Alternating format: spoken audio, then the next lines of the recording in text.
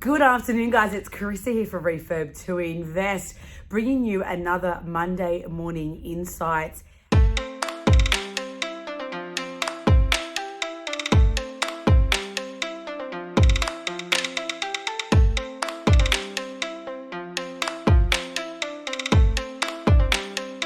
And I wanted to talk today about understanding the value in your rental property.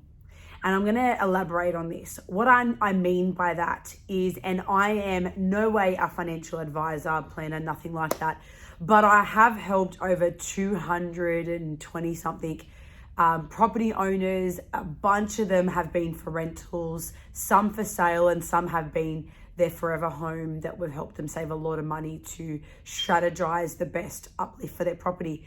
But when it's a rental property, it's quite interesting because I speak to landlords all the time and I get information from each of them about different strategies, property strategies that they're using and they're playing around with.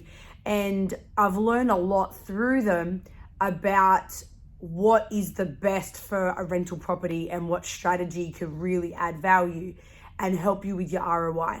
So I like to share that story that a few of them have told me about that they're doing.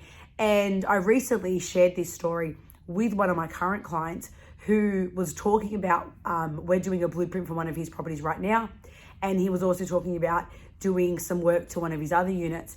And, you know, it's got potential to go up a couple $100 a week. And he was looking at what spend he had to put in. And he said to me, you know what, I don't want to put too much in because if I put in, say, 30 grand and it goes up $200 a week, you know, it's going to take me 3 years or more to get that money back. So that's what I want to elaborate on. Now, a lot of my landlords over the years have told me a lot of the strategies that they've been doing. And one of the ones that I found most fascinating, which I've learned so much about now, even with myself, is not looking at when you're getting the money back, but looking at how much more rent you get and how much does that then cover of your investment. And I'm going to tell you this in a bit more detail. So a lot of landlords, in my experience, tend to go straight to, okay, our property needs work. As a landlord, you know at some point you need to invest into your property. But we're going to just pull out 50 grand from our savings. And if you've got a mortgage on it, or like I said, a lot of my clients are telling me this, when they've got a mortgage on it, instead of them using their savings, they just top up their loan. So once they decide, okay, well, we need 50 grand, they just redraw the 50 grand from their loan. Now, why they do that is because they got money, they got redraw from available in their loan anyway. They've got the facility, they've got the equity in their property. So instead of grabbing savings that they may need one day for themselves, their family, a rainy day, or using savings that could be to buying the car they wanted to have or the holiday, they top it up on their loan. So then, as long as the numbers stack for how much more rent is going to go up to what their amount they're investing and what the repayment's going to be, it more than covers the repayment. So I want to say that to you again. So let's just go real basic numbers. So let's say you can get $200 a week more in rent. So it's actually, I'll use one of my clients as an example. So they can get $200 more a week in rent, right? So that's what, let's just round figures, 5 grand a year. Sorry, 10 grand a year. My math's not really as good as I thought. 10 grand a year, right? So now we're looking at, well, let's just say we have to invest 50 grand, for example. So now, again, depending on what your interest rate is, but let's foresee the fact that interest rates are going up. So let's just say 5%, which I don't have my calculator, but I think about 50 grand, 5% might be about 2.5, right? So 2.5 grand a year to make that payment back. Okay, these are the stats that came through from my client.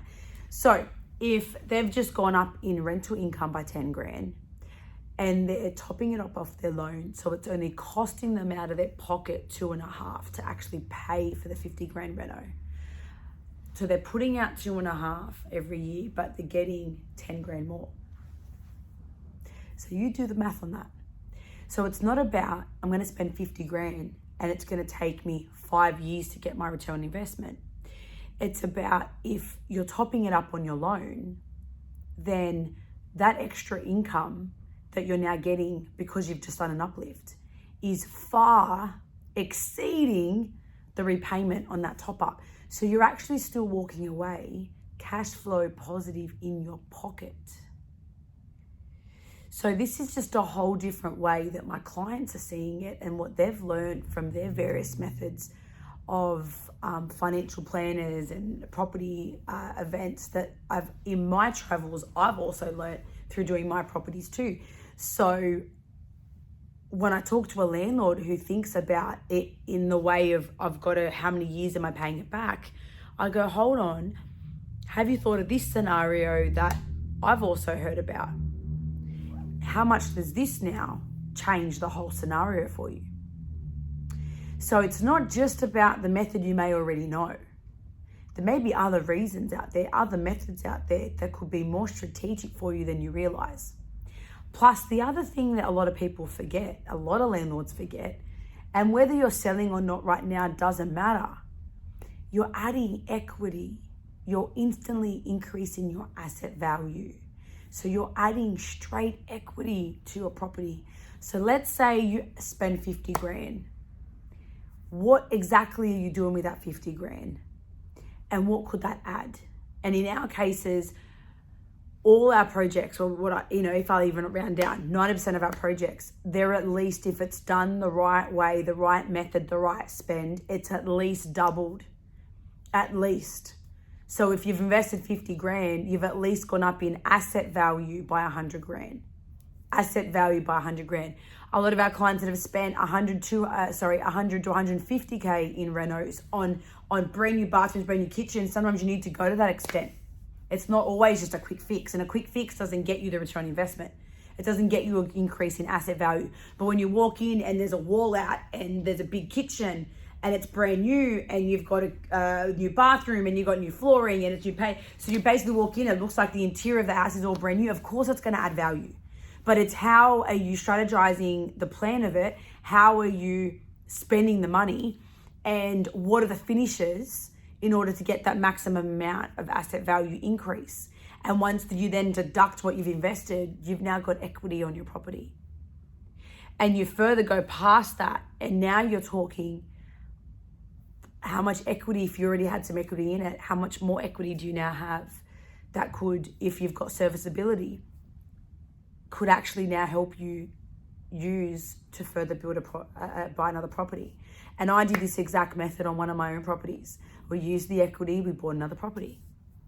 So it's all about thinking to the bigger picture, not just, how many years is it going to take me to pay back? I don't want to spend money on my property. Because when you don't spend money when you don't invest properly and you don't uplift properly, you're going to have constant maintenance spend.